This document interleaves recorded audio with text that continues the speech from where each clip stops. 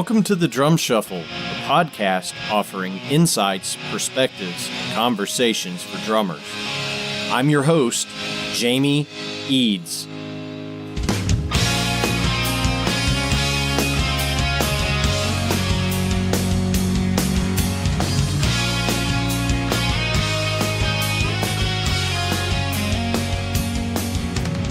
How's it going, everybody? Welcome to the Drum Shuffle. Jamie Eads joining you as always. This is episode 21.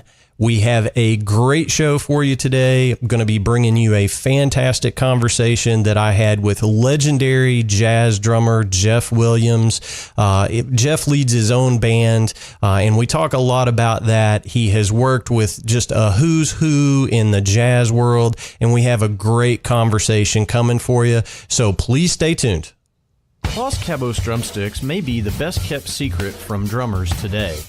Los Cabos drumsticks makes the finest tools to touch a drummer's hands in the business. The best news, almost every popular stick size is available in both white hickory and red hickory. If you don't know what red hickory is, it's made from the heartwood of the hickory tree, unlike regular white hickory, which is made from sapwood. Red hickory drumsticks will hold up to even the hardest hitting drummers. Their durability comes from the density of the wood, but they do not sacrifice the feel. Please visit LosCabosDrumsticks.com to learn more about their products. And don't forget to ask at your favorite retailer for Los Cabos drumsticks. All right, everybody. Before I welcome Jeff Williams to the show, just want to say that, I've done quite a few of these interviews for the show, and Jeff and I just had a fantastic conversation. This is a gentleman that I had not met, did not know when we reached out to him to do the interview, and I just had so much fun talking with Jeff. I really hope to meet him in person before too long. But Jeff has just had a legendary career, worked with Stan Getz, as I mentioned, Lee Konitz, Richie Beirach, Dave Liebman, and he actually replaced the great Tony Williams in Stan's band in 1972. So that should tell you all you need to know. Jeff is leading his own band now. They have a new release out called Lifelike. We talk about that album in our interview. Please go grab that record. It is fantastic, and just had such a great time talking with Jeff. So without any further introduction, let's welcome Jeff Williams to the Drum Shuffle. Good afternoon, Jeff. How are you today? I'm great, Jamie. How are you? I'm doing wonderfully well. Thanks so much for taking time to come on the Drum Shuffle and calling in all the way from England today. We appreciate it. Well, it's my pleasure. Well, awesome. Thanks for asking me. Oh, absolutely. I mean, in the world of jazz, you've had quite a legendary career, so we certainly want to share some of that with our listeners. Tell us a little bit about growing up. You grew up in the States, obviously. I think you're an Ohio native, but tell us about growing up and how you got into drumming. Well, the very first, actually one of my earliest memories was seeing a drummer on TV when I was 3. And that was, I'm old enough that the TV screens were tiny in those days. It was a large piece of furniture with a tiny screen. But it was a polka variety show, I think from Mansfield, Ohio, or somewhere around there. And people were dancing and having a great time, and the camera panned over to the drummer. And first of all, it was, wow, what a cool contraption that is, And then Sure.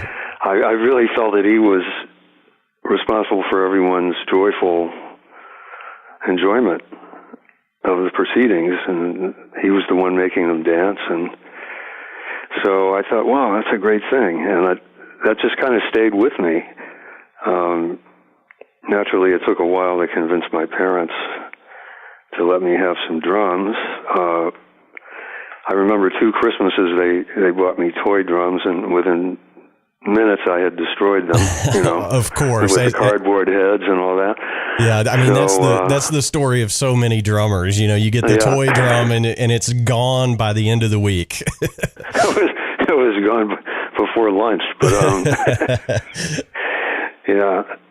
So my parents both enjoyed listening to jazz and bought records, particularly my mother, who eventually pursued a professional singing career in New York. But at this time, when I was around 7, 8, I would find the records that I liked and play along with them with a pair of brushes on a cardboard box. And those were the Ahmad Jamal Trio records with Israel Crosby and Vernel Fournier. And, you know, Miles Davis working and various others. And I would just play along with them as best I could. My father, for some reason, knew a basic brush stroke, a basic beat, and so I was off and running. And then when I was about 8, I said, okay, we'll get you a snare drum, but you have to take lessons. And this was a local drummer. I was growing up in Oberlin, Ohio, a great little town, little culture in the cornfields there. And so I took a few lessons with him, and I saw him play, actually, on one of my mother's gigs, or at least she was singing at this gig. And I just wasn't that impressed with him, and I didn't want to start at the very beginning, which was, you know, I already had an inflated attitude of what I could do. But so I took about 4 lessons and became frustrated one day and just took the stick and rammed it through the head. And it was a calfskin head, and it was as if I had killed the drum. And so it just went in the closet, and I went back to my cardboard box until about 4 years later. But when I was 14, I replaced the same drummer in his own ensemble. Oh, wow. Well, it wasn't his ensemble, but the people that he was playing with, you know, guys in their 40s. And I started playing with them on the weekends. And it's interesting, you know, 64, 65, the gigs paid $50 a night. So I would make $100 a week like that. But, you know, gigs still pay $50. A lot of them, you know. So there's something wrong with that picture, you know. Absolutely. That's a joke I tell on this show all the time. You know, we had Rod Morgenstein on recently from the Dixie Dregs, and he said, you know, we were playing at the Exit Inn in Nashville, and this was 1975. He said we were, you know, making $100 a night. And I said, you know, coincidentally, Rod, the Exit Inn in Nashville still pays $100 for a gig. You know? That's why they're still in business, I guess. Huh? Exactly. Yeah. Sorry to interrupt, but oh, that's okay. It's so true. I mean, it's, you know, it seems like inflation never strikes the musician's income. You know, all the gear costs more, you know, getting to the gig costs more, but the pay of the gig doesn't go up. Well, yeah, and also the devaluation of the currency doesn't help. Exactly. So, yeah. But anyway, that was going on, and then playing with those guys and playing along with records and not really having any lessons as such. But meanwhile, when I was 9, my mother moved to New York. My parents separated, and she really began her professional career. And she, you know, made some records. She was on the Mike Douglas show, but the main thing was that she got to know so many of the great musicians, most of them. So sure. I was kind of like a fly on the wall, and we'd hang out at Jim and Andy's, where all the musicians would cash their checks and receive their messages, and it was kind of like an answering service in a way. It was just below a recording studio, so the studio could, if they needed a musician, they could just call downstairs and see if anyone was available. It was amazing. And so, for example, met Miles Davis at Birdland when I was 11, and saw Duke Ellington many times, and I could name drop for days. But this is really how I learned, just by watching and listening, and little pointers along the way. And so I would be with my mother during school vacations and summer vacation and holidays and so on. The rest of the time, I was in Oberlin finishing school. When I graduated high school, my parents thought I should go to college, and a friend of ours, drummer Oliver Jackson, no longer with us, suggested that I go to Berkeley and study with Alan Dawson, who was teaching there at that time. So that's what I did next. And unfortunately, Alan and I didn't really hit it off at that point. I wasn't prepared. Similar to my first teacher, I wasn't prepared to just do all the technical things that he wanted me to do, or at least not without him knowing that I could play first, So I kind of, that was kind of a disappointing experience, as I think I was there 3 semesters. But there was a lot of great stuff going on in Boston, and the Jazz Workshop, the club, was just down the street, and I saw so many great things there, like Tony Williams' Lifetime, Miles, Bobby Hutcherson with Harold Land, the Herbie Hancock Prisoner Band, and so on. So it was great, but I kind of wished I had gone to New York instead of obeying my parents' wishes, because I lost some time there. So when I left Berkeley, I went back to Ohio and worked in a factory for a year. I was lucky to get that job. I saved up $3,000, and I moved to New York in 1971 to begin my career. And my plan was to make that money last until I got a gig. And I just about accomplished that, because in 1972, Stan Getz hired me. And that was really the beginning of my career. Someone of his stature deciding to have me in his band when, someone who could have anyone. In fact, I followed Tony Williams in that band. Wow. Wow. Yeah, I know. It was insane. And I think what's so cool about your story, and it's, for a rock guy, it would be like following John Bonham and Led Zeppelin, and your first gig being Led Zeppelin. That's just, it's crazy. So, clearly you had chops, or you wouldn't have got that call, right? Well, yes, I worked very hard on my own. But as I said, I was able to observe and learn from everyone from Joe Jones, Elvin, Sam Woodyard, on and on and on. Philly Joe, people I saw up close playing. And because the drums can be observed visually as well as sonically, it wasn't that difficult to pick things up. And they would stay in my mind, and I'd work on them. And much like Tony Williams described in his growing up, I would tune my drums to sound like Jimmy Cobb's or Philly Joe's or whomever, and try to replicate, playing along with the record, their feel and their nuances and why they did the things they did. I should add, though, that after 10 years, starting with, almost 10 years, with the Stan Getz gig of playing professionally, I lived in Boston for a year and studied with Alan Dawson privately. And that's when I really got my foundation,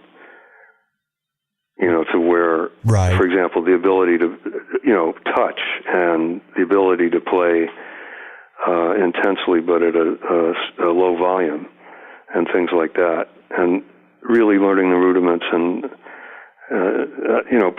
the ability to put sentences musically, phrases together. And, but, that was just a wonderful experience. He was, as everyone knows who knew him, he was a tremendous human being. And but he didn't pull any punches. It was, he gives you the lesson and you practice it for a week. I think it's the hardest I ever worked, practicing 8 hours a day. So just so I could play what he had given me and not have to hear the dreaded words, well, guess you'll have to do it for next week. Well, and, I obviously I didn't know Alan, but, I've read a lot of stuff about him, and, I have, it's just kind of come down through the generations that he was a guy that he would push you as hard as he possibly could, but he wouldn't push you too hard. He always wanted to get the best out of his students. Is that a fair statement? That's a fair statement, and he was gentle but firm. So if you weren't making it in some respect, if you couldn't do what he had given you, he wasn't going to say, well, okay, that's good enough, let's move on. He'd say, do it again for next week. Do it until you get it. It's not a race. It's not about, it's not about speed per se. Although very gradually, he had a stick control exercise where you gradually increase the speed. But it was very gradual. So there was no straining. And so in what you just said, that's true. He's moving things forward, but not at a pace that is detrimental. Right. Or counterproductive, Sure. Well, he's just taught so many of the greats. There's so many people that studied under him that are just, legendary, yourself included. But when you have a teacher like that, now, I'm a self-taught guy. I've had a few lessons in my life. I wish I had, paid attention more and, done a lot of things differently than what I did ultimately. But when you have a teacher that's willing to really kind of take you under their wing and push you and get that best out of you, you just can't help but be a better player. That's a fact. If you have somebody that's pushing you to your full potential, chances are you're going to get a lot of really good gigs if you reach that potential, Well, I think that's part of it, but I think, it's within the individual because there's so many ways to get there. To the point where you're employable, people want to have you in the drum chair. So as we know, there are many non-technical drummers who were among the favorites of other musicians. I think part of it with Alan was his method and the fact that he had really, it was quite intellectual, but it didn't feel that way. I remember within the first month when I went to Berkeley, I think Ben Riley was leaving Thelonious Monk, and I met him around that time. So therefore, Alan replaced him with Thelonious Monk at the Jazz Workshop. And so this is really the first time I'm seeing Alan play, and it was just phenomenal. So that was the other factor. He had all this playing experience. So he was coming at it from someone who had done it, who could do it, who was still doing it. And so what he was teaching was very practical and all-encompassing. Which is, and I just go ahead. It's just super important to have the practical knowledge as much as it is to be able to get through a book or some sort of method. If you can't apply it to everyday playing, it doesn't do a lot for you. Right. Even though in some cases with him I couldn't see the correlation. I'm never going to use this, or I'm never going to play, for example, some of the stick control exercises that he devised using the Ted Reed syncopation book. But in fact, some of them opened up the left side so that, rather than always leading with the right, or hitting the cymbal on my left with my right hand. I began being able to hit it with my left hand. And the idea being that instead of having one way to play something, now you have 4 or 5, 6 different ways. And so that means you're not limiting yourself. Right. And you're available to what the musical moment requires, Absolutely. Well, and, I mean, obviously your work with Stan Getz, is that's a seminal moment in your life, certainly. And, I know that you were in, Lookout Farm with Dave Liebman, Yes, well, that was, that actually began with the 4 of us playing together as the Dave Liebman Quartet. I think that was even prior to Stan, but at a certain point, and then Richie Beirach, I was able to get on Stan's gig as well, and by this time Liebman was playing with Miles, and so it was a decision to really do this band, Lookout Farm. And so we left the security of our regular gig to do that. And fortunately, ECM was in its early days, but Manfred Eicher was very eager to record us and bring us to Europe and, touring Germany and various other countries. So this was really, I think, my goal all along was to be in a band like that, to play original music, on a peer level and travel and make records. And so that was a wonderful experience. Amazing. One that I'm still trying to have again in the sense of all the things we were able to do. And that went on for about 3 or 4 years, but just amazing. Tour of India, Japan, all over Europe, and the States. And right at the point, for example, it was kind of the fusion circuit at that point in the mid-'70s. So we'd be playing opposite Weather Report. We played opposite them on Jocko's first live gig with them. Wow. For example, yeah.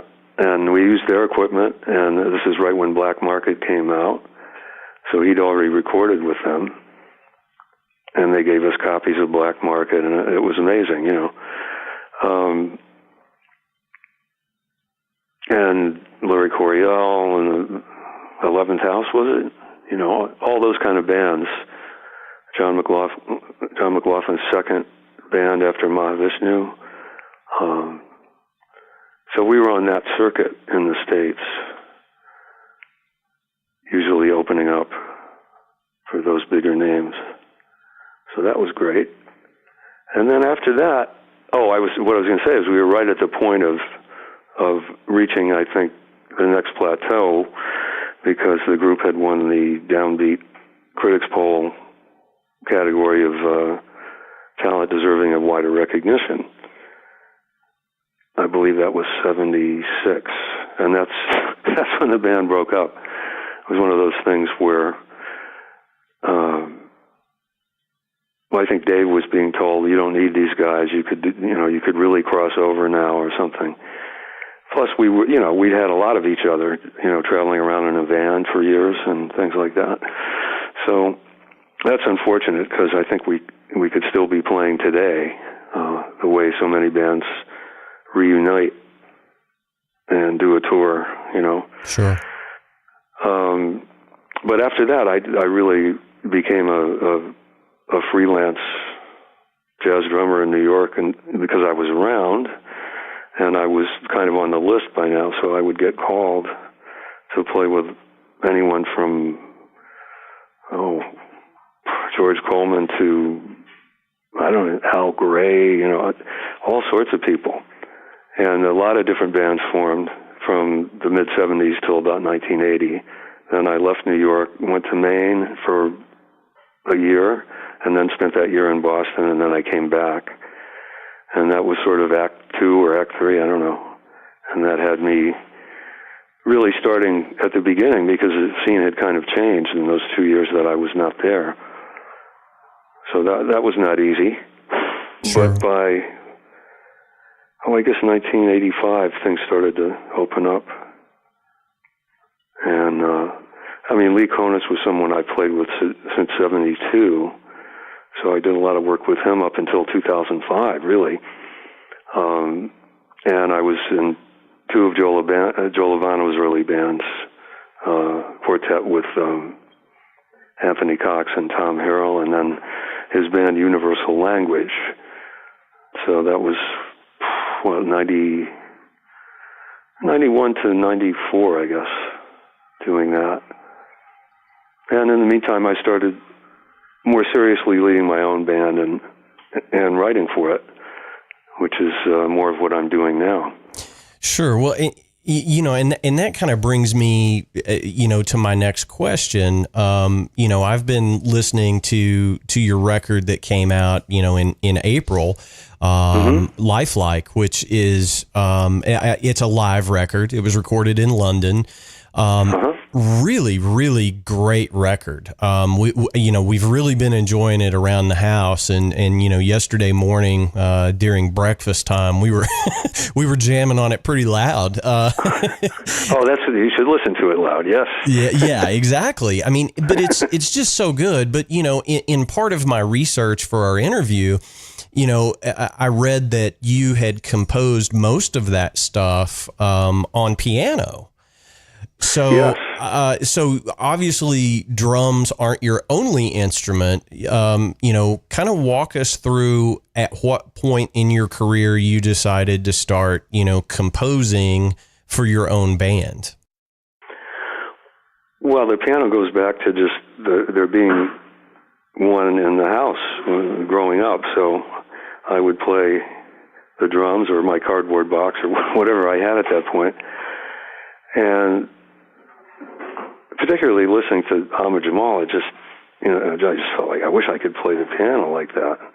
And I'd sit at the piano and just pick things out and make up little tunes. And so it was more of a way of entertaining myself and also learning about harmony and theory and this and that. I hope you're not picking that up. You probably are. That's all right, man. You're at home. You got. My wife just came in. She's doing something in the kitchen here. That's all right. This show is real.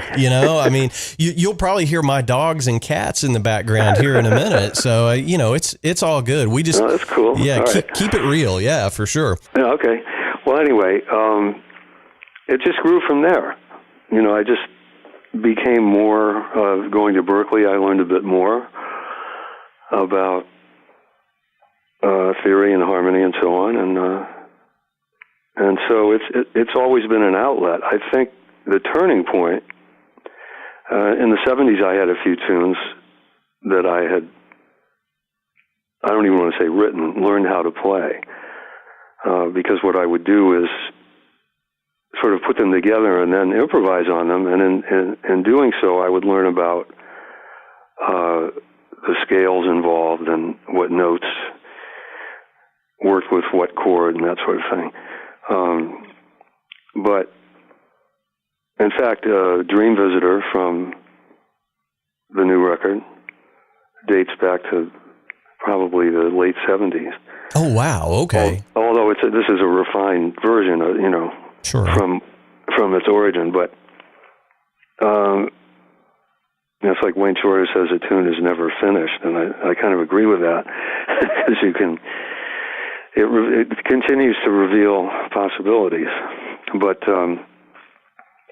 it was in seeing Hermeto Pasquale's band at SOB's in New York, which is a relatively small club, and his band lives together in Brazil, and they play together every day. They live on a farm. And what they were able to do as a unit, as well as individually, I felt was on the level of Coltrane or Miles, or, on the highest level. And I just had an epiphany. Well, if you really want to realize your own music, you're going to have to write it.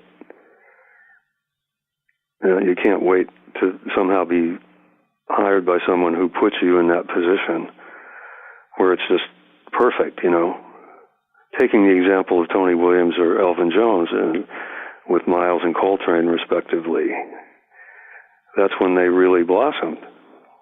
Right. As I blossomed in Lookout Farm, but that, if you want to ensure that, you're going to have to create the situation yourself. So that's how that started. And so by the late 80s, I had a quintet that I was working with in New York.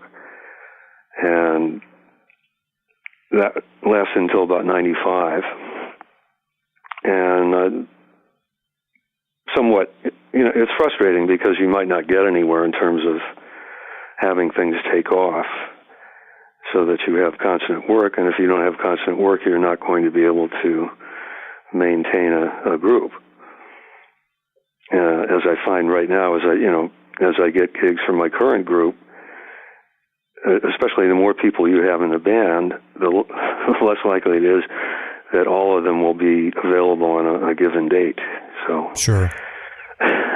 Well, I mean, that's just that's just the current state of music, unless you've got a bunch of guys on retainer and you're paying them every week, even when you're not working. I mean, it just doesn't happen, So there's, even in my own bands, there are, people want to take a vacation, so you have to get a fill in. It's you. Yeah. I mean, that's see, for me, I'd rather not do that. Sure. I'd rather just say, okay, I can't take the gig because what I've been able to put together, particularly at this point, is dependent on the individuals involved. I mean, to find a replacement is to find someone of a similar ability, attitude, and so on. And a great improviser who's able to walk into the situation. And as you probably noticed from the record, there's a lot of give and take, but it's an ensemble effort. It's not just a soloist and a rhythm section type of thing. Right. So I'm fortunate to have found the people who are involved in it now. And anyway. Well, and the record is it obviously, I already mentioned it. It's a live record, hence the name Lifelike, and it was recorded live. I guess my curiosity is, were these a group of songs that you guys had been playing for quite some time before you actually pressed the record button, or was it okay, on this particular night, we're just going to record and get a record, or was it done over several different nights? Tell us a little bit about how the album actually came together. Well, we did the previous album called Outlier, which contained some of that material, but the group has been going on for some years now, so even though some of the music still has to be read, it's become familiar. Gonzalo Marquez, the trumpet player, I just added at the last minute. I had played with him a few weeks before in Portugal in a completely different situation, and I don't know, we just clicked, and I said, wow, okay. And I knew I wanted to record the band because it was essentially it was the last gig on our extended tour of the Outlier CD, and we would be off for the summer, and I just wanted to capture that. So I knew that it would be one night and two sets, and out of that two sets, I hope to get a recording that I could put out. But you never know. Right. There are so many variables, and so the engineer, Alex Bonney, deserves a lot of credit for because this was in a club where the instruments were quite close together, so there was a lot of bleed from, for example, everything going into the bass mic, Sure. and things like that. So Max Ross at Systems 2 in Brooklyn was able to somehow dial everything in so that it sounds almost like a studio record, except when you hear the applause. It's kind of amazing, but that was it. I mean, I kind of believe in that ethos of just, having sufficient preparation, and just deciding, okay, we're going to record, and what's the worst thing that could happen? So that it is as you hear it. There were no edits or nothing was done a second time. So it's a true live record, in my world, the rock and roll world, anytime, a band puts out a live record, you can almost be guaranteed that, all of the guitar solos have been overdubbed in a studio after the fact, because it has to be perfect, right? I mean, that's just, that's just how the business is, I guess. But it really is sonically, it's a very pleasing record, and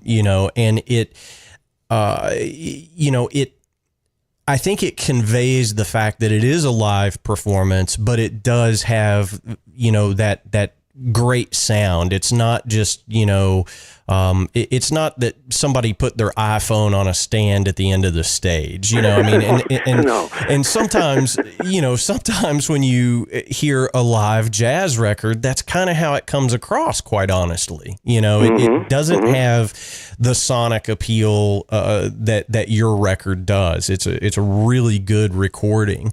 So I was curious to know if it was done in one night, and obviously it was. And great record. Now, is the record available on a label like internationally? Where can our listeners go find the record? Well, it is available internationally. It's well distributed. For example, Best Buy would have it. It's on iTunes. It's on Spotify, I believe. And, of course, available from the record company itself, which is whirlwindrecordings.com.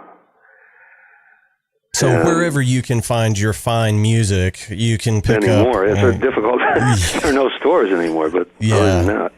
Yeah. Well, it really is a good record, and anybody that's a fan of jazz should own this record because it is really good.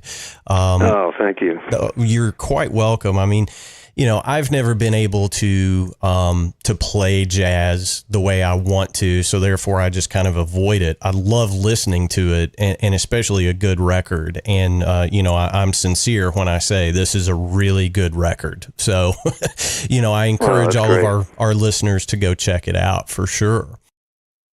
Well, lovely. Thanks for the plug there. Great. Absolutely. Yeah, that's what it's all about is getting the word out. It's so hard. There's so much noise in the world today to get anybody's attention, really. I know. Yeah. It's tough. But, well, Jeff, tell us a little bit about, we've mentioned so many great drummers, in our interview already, but who were some of the really big influences on you coming up, and who are you listening to today that maybe we don't know about?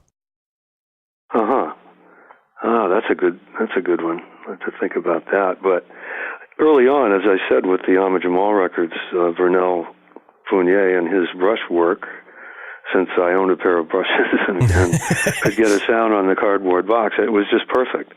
And so he was my favorite drummer, he and Philly Joe Jones, for quite a while, really until, and of course, Art Blakey, Art Taylor, Roy Haynes, Elvin Jones.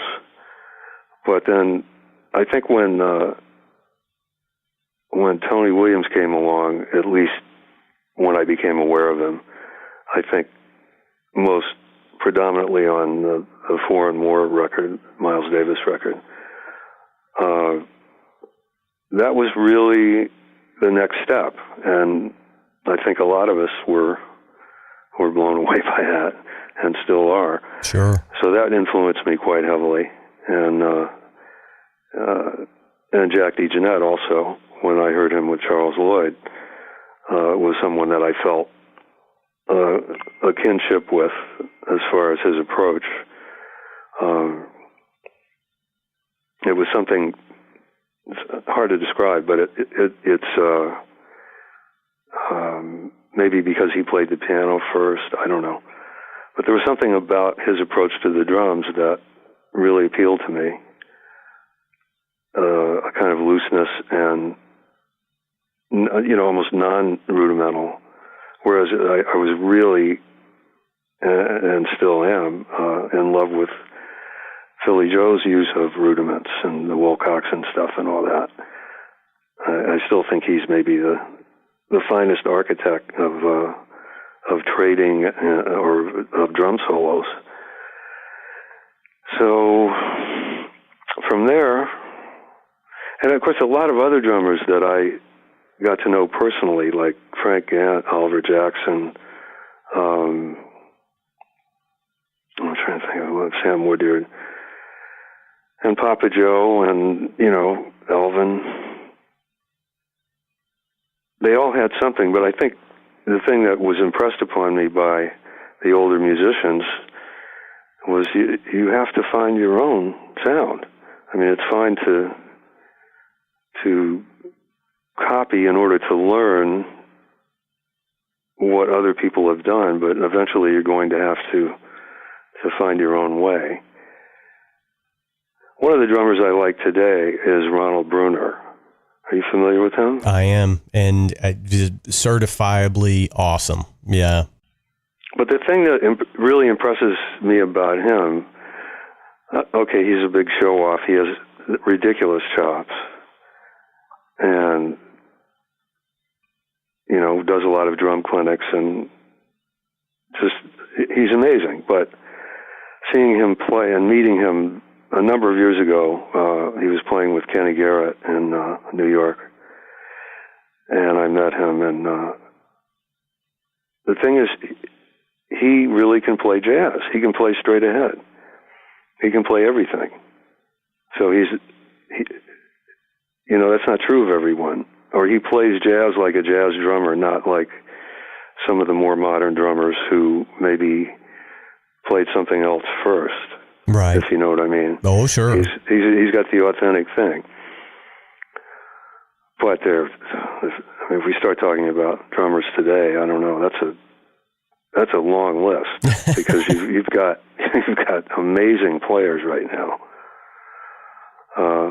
And Bill Stewart, for example, is someone that I first saw play when he was going to William Patterson, and couldn't have been more than 20, or maybe he was still in his teens, but he was already great. I mean, it's like, how did that happen? Yeah. And I think the way it happened was his father, I think, was a trombone player and just allowed him to have his drum set up in the living room, and just encouraged it from day one. Yeah, I mean, when you play all the time, I mean, it is a craft that comes with repetition, no doubt about it. Yeah. I often joke, and I've said this on this show many times, just a cursory search of Google and you can find, an 8 or 9 year old kid that can outdrum me. I mean, it's just not hard to find greatness. I think, I think about guys like Benny Greb, and Benny, started out as a jazz guy, and he's morphed into so many more things. And now he's just like a walking, drums in a box kind of thing. There's there's nothing the guy can't play well. And it's just, it's mind numbing to me to see somebody that can play hip hop, rock, jazz, bebop, fusion. I mean, blues. He can play anything. It's just, it's incredible. Well, I think you've hit on something that's really important for our younger listeners, which is don't limit yourself to one style of music, or even two or three. Well, yeah, sure. You really, and this is what I was told too. I didn't necessarily listen to that, but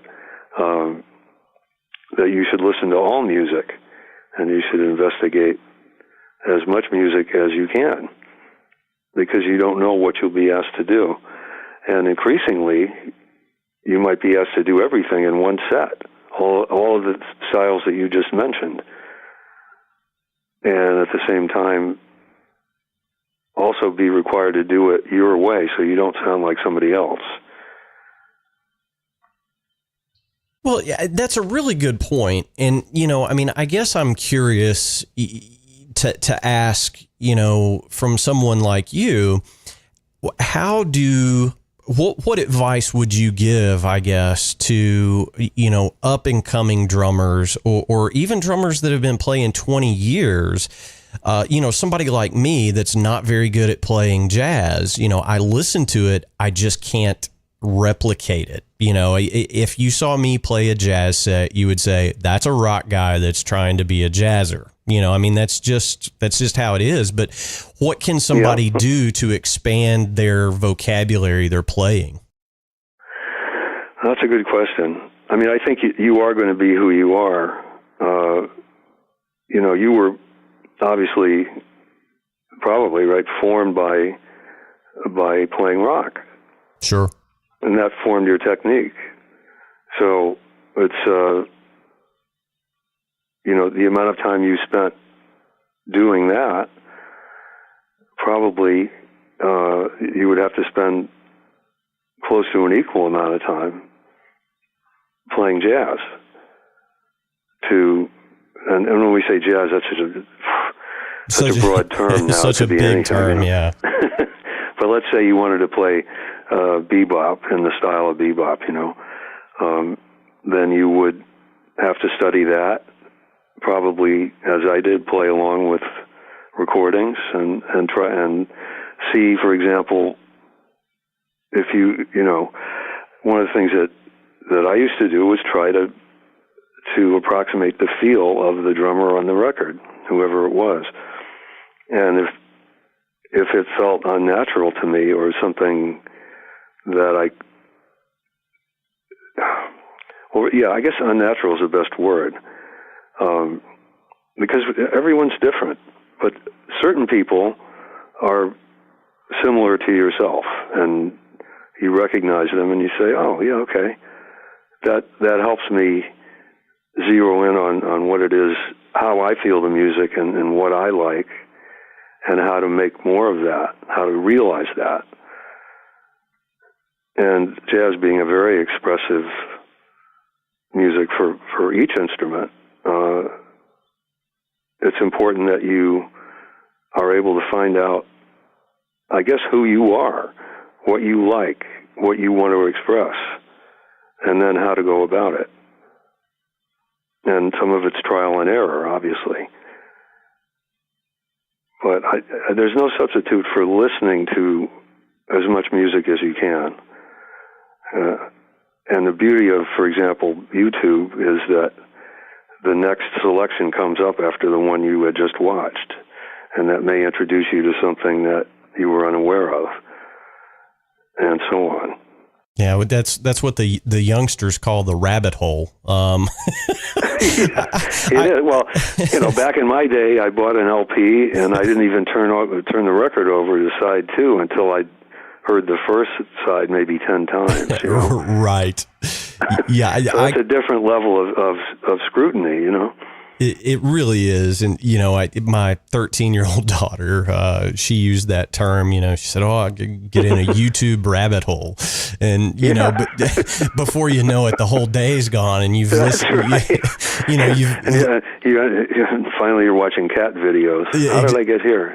Exactly.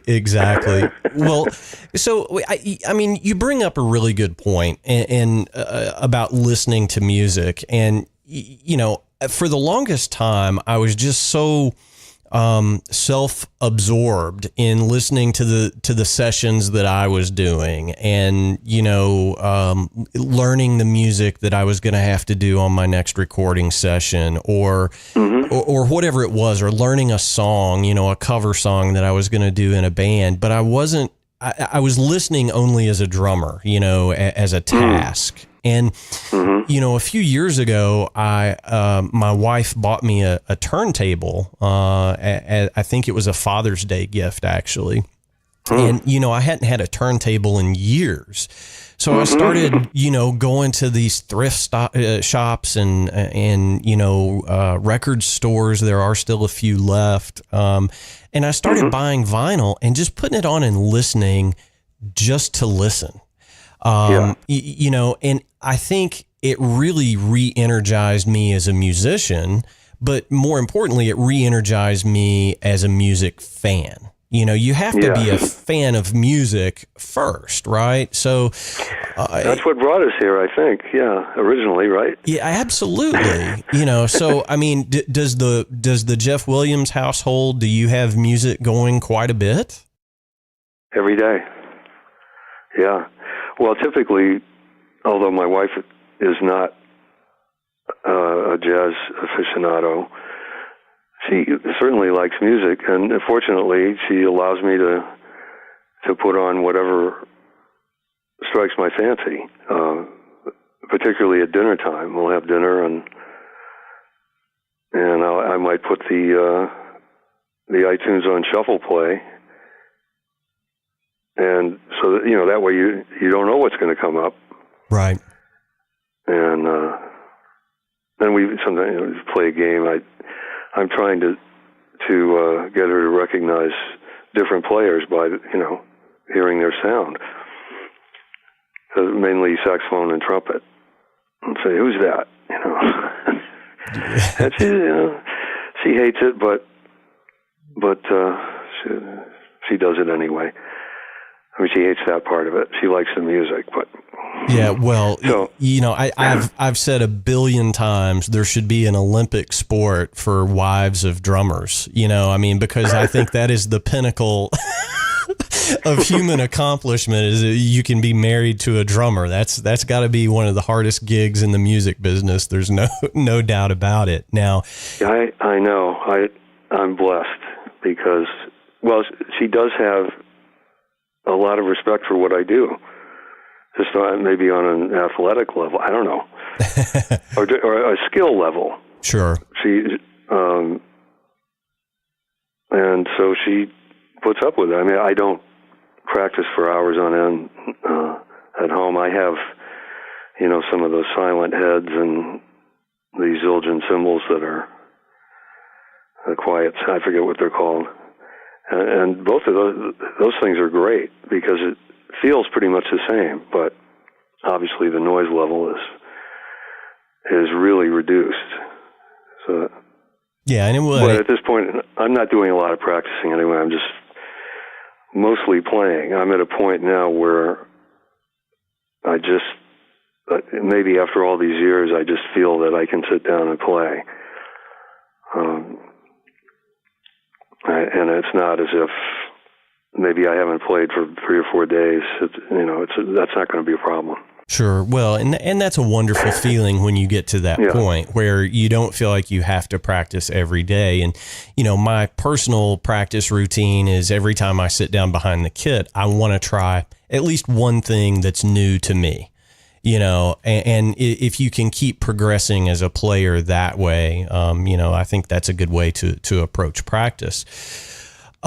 Jeff, one of our traditions on the Drum Shuffle is we ask all of our guests for a good piece of advice. Now, this can be, advice for other drummers, other musicians, but, obviously you've had a very successful career in the music business, which, says a lot because it's very hard to have a successful career in the music business.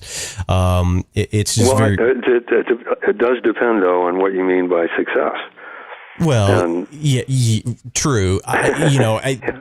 So I wouldn't consider, I'm not, one of the things I'm not is a household name. So that makes it difficult for me to book my band, for example, because can I fill a room or a concert hall on the basis of name recognition?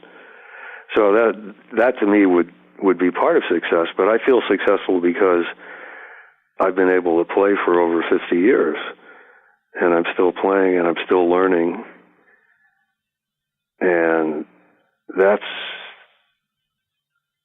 as Coleman Hawkins said to me many years ago, I think I was about 12, he said, "Okay, young man, so you want to be a musician, huh?" Yes, Mr. Hawkins. Well, you really got to love it. Yeah. And so that's the advice, because music is its own reward. Your ability or the privilege that you enjoy, being able to enter into playing music, is something that most people don't have. You know, they don't get to enter that realm where it's beyond words and it's beyond thought, really. But in addition to that, I would say, I teach and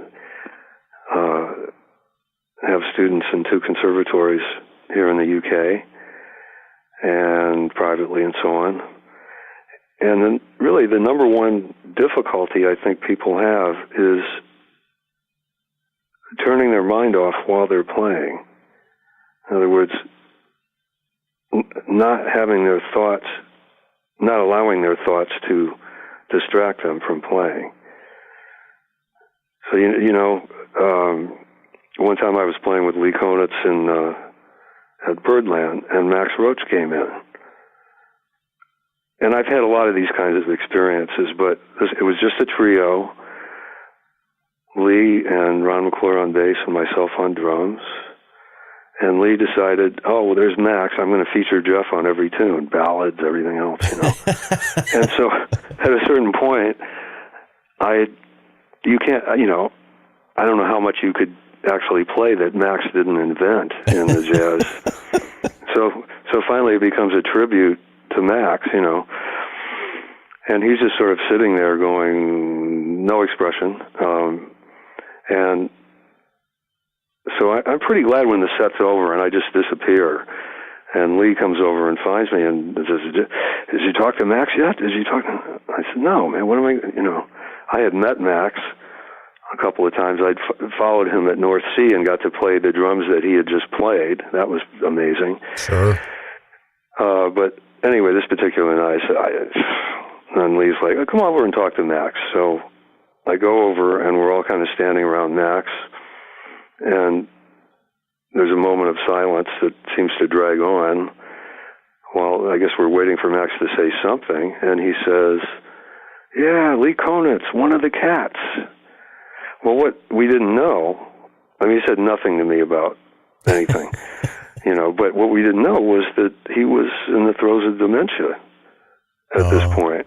Yeah. And so if I had been so concerned with, I wonder what Max is thinking right now about what I'm playing, as we tend to do, it really wouldn't have mattered. I don't think he had an opinion about it. Right. If you know what I mean.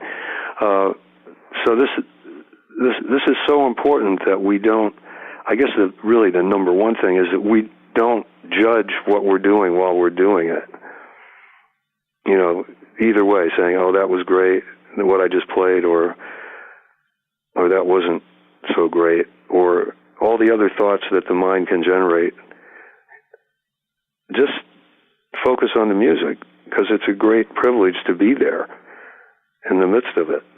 Don't let your mind ruin the experience.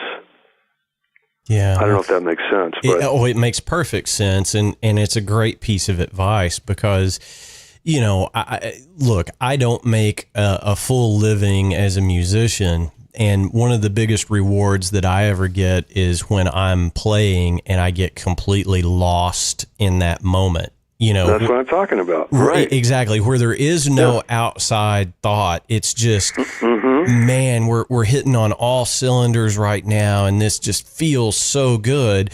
And invariably, when I get to that moment, it all falls apart, because you start thinking about it. As soon as you start thinking about how great it feels, it blows up. But right, you're indulging, sort of. Yeah. Exactly. But that is just such a great feeling when everything's working. And yeah, well, you can stay there though. That's the thing. Right. That's the thing. And the way you stay there, it's one moment to the next moment, but you can't step out of that and say, "Wow, look, Mom, no hands," or whatever, something like that, right? Right. Just stay with that level of concentration. It's not effortful. It's just because I guess after all these years, for me, it's just there isn't anything. That's a better way to go about it than to just be in that moment. Absolutely. And not judge it, just be there. So, some of it's like, let's say you play a wrong note. You can fix that with the next thing you do, whether it's leaving space or playing a note. If you're playing a melodic instrument, playing a note that makes that wrong note right. That's the kind of thing Miles was very good at. Yeah. There's the famous instance of the Jack Johnson record where Michael Henderson doesn't change keys and remains in the key where they were jamming before Miles walks in. This is the shuffle tune, right? Speaking of drum shuffle, and John McLaughlin changes keys, and so Miles finds the perfect note that makes both of them right, and they just go from there. And I think it's a few bars later that Michael Henderson realizes, oh, okay, we're in a different key now. Right. Well, Miles was, he was Jedi level stuff, Oh, yeah. That's right. Yeah, he was a Jedi, all right. Yeah, mm-hmm. I mean that he was. Not everybody can pull that stuff off, but you're absolutely right. Is if you can, I think the mental aspect of our chosen instrument, drumming. We've got to think about a lot of things, but sometimes it's good to just let go of that conscious thought and just play. Well, I think of it like, and I used to have a dream where one minute I'm driving a car. I kind of wanted to be a race car driver too, and the next minute I'm playing the drums, and just sort of going back and forth. But if you're driving down the road, you're looking down the road. You're not consciously doing a whole lot of things like, oh, the light's about to turn red, I have to stop. In a verbal way. Your right. thoughts aren't. You're just executing whatever needs to be done and observing at a level that is not that does not involve linear thought in the same way as the mind works, putting ideas together and so on. So if you're able to do that, it's just paying attention. It's the quality of your attention on it. And then just not allowing yourself to be distracted. Yeah, that's because the music is more important than you are. That's a great analogy, Jeff, and that's some that's some heady stuff. It really is, and it's great advice. And I hope all of our listeners take some of that stuff to heart the next time they're at a gig or in a practice session or a recording session. You just get lost in the music, and you'll be surprised what comes out of your limbs, really. That's true, because, we practice all this stuff, and really we're just like an athlete prepares with various exercises and training and so on. We do that. But at the moment of playing, we have to trust that we've put enough work into our ability, on a physical level at least, to be able to give up thinking and just do it. Well, you know? Yeah, absolutely. And, I laugh because, give up thinking, I can see the bumper sticker now, Jeff. Well, no, it's just where your attention is. So the mind generates thoughts continuously. Right. It doesn't mean it's right. It doesn't mean you have to pay attention to all of them or any of them. Yeah. It's like driving down a road and there are billboards all along the side of the road, and if you don't have to read every one of those. You might notice one that has pertinent information. Okay, like the bridge is coming up, or don't forget what happens in the coda of this tune, or little things like that. Okay, that's useful. But the other thing is the drummer has to be the most confident person in the band, without a doubt, and able to receive what everyone is doing without being pulled off of his or her own axis. The greatest example of this, I was doing a gig and with my band in New York, and then there was a jam session afterwards. So I had to stay for that because my drums were going to be used for it, and who walks in but Bernard Purdie? Okay. And I'm like, man, what are you doing here? He's like, my girlfriend wants to sing. So I said, well, you're going to play though, right? Oh, I don't know, So I encourage him to get up and play. And I forget what the tune was, like a Joe Beam bossa nova. And, whoever counted it off, just watching him settle immediately into this groove. And I'd never heard him play a bossa nova, but it was great. But the thing is, it just didn't budge. It wasn't forcing anyone to play in a particular way, but his feel, that was it. This is it, folks. Yeah. This is what we're doing. And that's what I'm talking about. I mean, he's obviously a certain type of person. Yes. Which doesn't mean that he's insensitive or, but that if you're able to make the people you're playing with feel comfortable, and particularly about your own assurance about what you're doing, then they don't have to worry about you.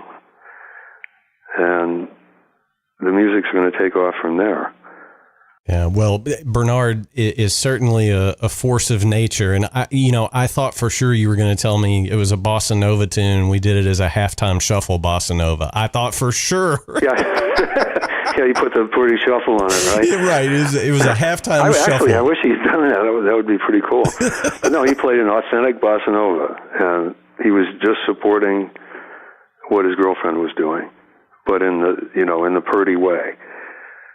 Well, and I'm sure it sounded exactly like Bernard Purdie as well. Yeah, and no one else. That's right. Right. That's a guy that just has such a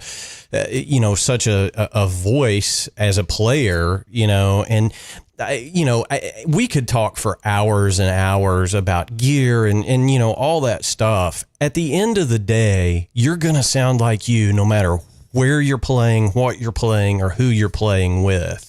Well, this is something I talk about too. Yeah, the gear that you have, it's sort of like, the difference between an economy car and a luxury car.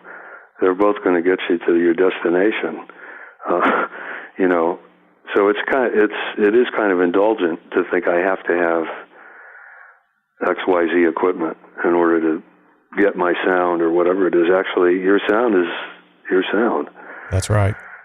And for better or worse, it's best if you learn how to intend the sound that you're getting rather than it being by accident, which is something I learned from Alan Dawson. Yeah. And I can't exactly explain, how he taught me that, but touch and the ability to really to use your wrists and the fact that the stick is a part of your body. It's not. I mean, there are different schools of thought on this, obviously, but I was always attracted to that, the wrist approach, rather than finger. So what you sacrifice in speed, you get more control of your sound. Yeah, absolutely. So anyway, I mean, like I said, we could spend hours talking about that. And speaking of which, I will just say this, Jeff, you're welcome on this show anytime. I want to be respectful of your time. I've kept you a little bit beyond our allotted time, and hopefully nobody, comes calling saying, "Hey, you." You kept my guy too long, but we really do appreciate you taking time out of your schedule and coming on the Drum Shuffle. I think it's just been fantastic. You've shared a lot of great knowledge and, just a tremendous career. So, folks, go out and grab Lifelike. It is just absolutely a fantastic album. Jeff, come back anytime. I would love to have you back on the show when your schedule will allow. Okay. Well, Jamie, thanks so much. Absolutely. It was really a pleasure to talk to you. Absolutely. We will talk to you very, very soon. All right. Be well now. Take care. Yes, sir. All right, guys, that's going to do it for episode 21 of the Drum Shuffle. Go ahead and take a moment and hit the subscribe button to whatever platform you're using to listen in today. We have some great shows coming up over the next few weeks. Next week, we are going to be joined by the great Michael Miley of Rival Sons. You like the rock and roll? We're going to bring the rock and roll. Michael Miley is just out there doing incredible stuff with Rival Sons. A lot of people say they are the last great hope of rock and roll. And Miley took some time out of his schedule in Europe to talk with us. So we're going to have him next week. So go ahead and hit the subscribe button. You're not going to want to miss that. As always, I'm going to ask you to keep your emails coming to us. We love hearing from you throughout the week. The Drum Shuffle Podcast at gmail.com is where you can reach us. Our web address is thedrumshuffle.com, and you can find more information about me over at jamieeads.com. Thank you so much from the bottom of my heart for listening. We cannot do this show without every one of you, so thank you very much. And as always, until next time, may your heads stay strong and your sticks never break. Cheers.